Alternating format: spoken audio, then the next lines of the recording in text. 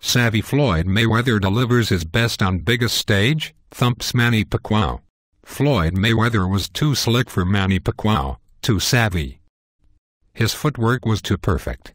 His counterpunches were too crisp. His ring generalship was as good as it could be. He was the consummate defender, a slippery mover Pacquiao could never quite corral no matter how many times the Filipino spark plug pressed him into a corner or up against the ropes Saturday night at the MGM Grand Garden Arena in Las Vegas. It never mattered. Mayweather was too great a defender on the evening. He's just too good. On his biggest stage yet, Mayweather delivered and thumped Pacquiao to prove without a doubt he is the better boxer. SweetScience.com's Michael Woods called it, "Pretty easy work, for boxing's best, Mayweather." It was a unanimous decision. Judges at ringside scored the fight 118-110, 116-112 and 116-112 for the winner, who now becomes the unified WBC, Bantamweight welterweight title holder. Mayweather also netted the Transnational Rankings welterweight championship to go alongside his Ring Magazine title. It was Mayweather's best win to date, a clear win over the best fighter he has ever faced. "He's a hell of a fighter, and I take my hat off to Manny Pacquiao," Mayweather told Showtime's Jim Gray after the fight. "Now I see why he's one of the guys at the pinnacle of the sport of boxing." With the win, Mayweather proved without a doubt he's the best welterweight in the world. Moreover, he solidified his standing as the #1 pound-for-pound fighter in the sport.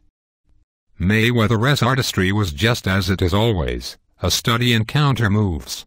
The undefeated boxer wasn't just fast, he was smart. He glided around the ring as if his body were made of air. But his punches were thrown with fists of malice. That is the thing that makes Mayweather so difficult to defeat.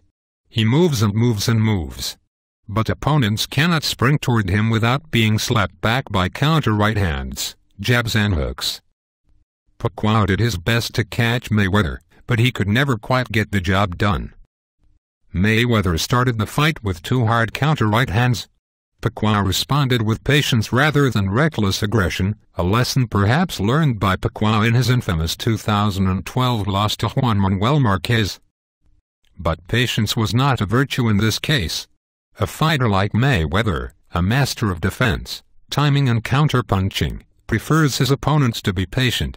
As Pacquiao moved back or stayed at a distance instead of advancing for long stretches of the fight, Mayweather pecked and pawed his way to a fairly easy victory.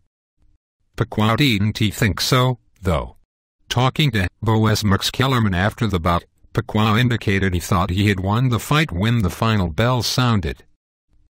"It is a good fight," said Pacquiao.